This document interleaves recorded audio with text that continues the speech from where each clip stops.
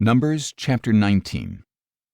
Then the Lord said to Moses and Aaron, "This is the statute of the law that the Lord has commanded.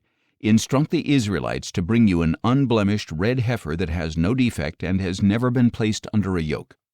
Give it to Eleazar the priest, and he will have it brought outside the camp and slaughtered in his presence. Eleazar the priest is to take some of its blood on his finger and sprinkle it 7 times toward the front of the tent of meeting. Then the heifer must be burned in his sight. Its hide, its flesh, and its blood are to be burned, along with its dung. The priest is to take cedar wood, hyssop, and scarlet wool and throw them onto the burning heifer. Then the priest must wash his clothes and bathe his body in water. After that he may enter the camp, but he will be ceremonially unclean until evening. The one who burned the heifer must also wash his clothes and bathe his body in water, and he too will be ceremonially unclean until evening.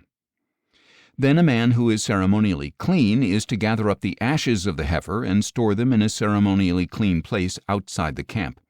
They must be kept by the congregation of Israel for preparing the water of purification. This is for purification from sin. The man who has gathered up the ashes of the heifer must also wash his clothes, and he will be ceremonially unclean until evening.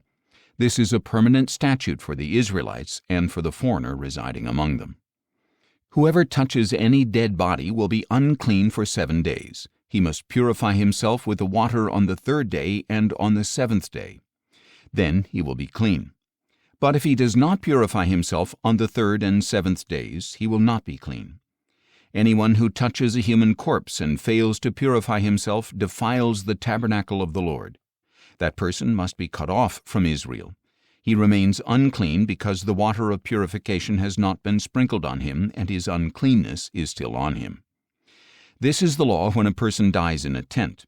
Everyone who enters the tent and everyone already in the tent will be unclean for 7 days, and any open container without a lid fastened on it is unclean.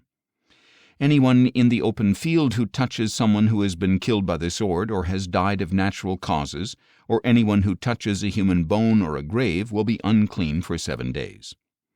For the purification of the unclean person, take some of the ashes of the burnt sin offering, put them in a jar, and pour fresh water over them. Then a man who is ceremonially clean is to take some hyssop, dip it in the water, and sprinkle the tent, all the furnishings, and the people who were there. He is also to sprinkle the one who touched a bone, a grave, or a person who has died or been slain. The man who is ceremonially clean is to sprinkle the unclean person on the 3rd day and on the 7th day. After he purifies the unclean person on the 7th day, the one being cleansed must wash his clothes and bathe in water, and that evening he will be clean.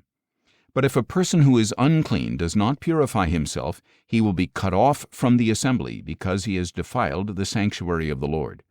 The water of purification has not been sprinkled on him. He is unclean. This is a permanent statute for the people.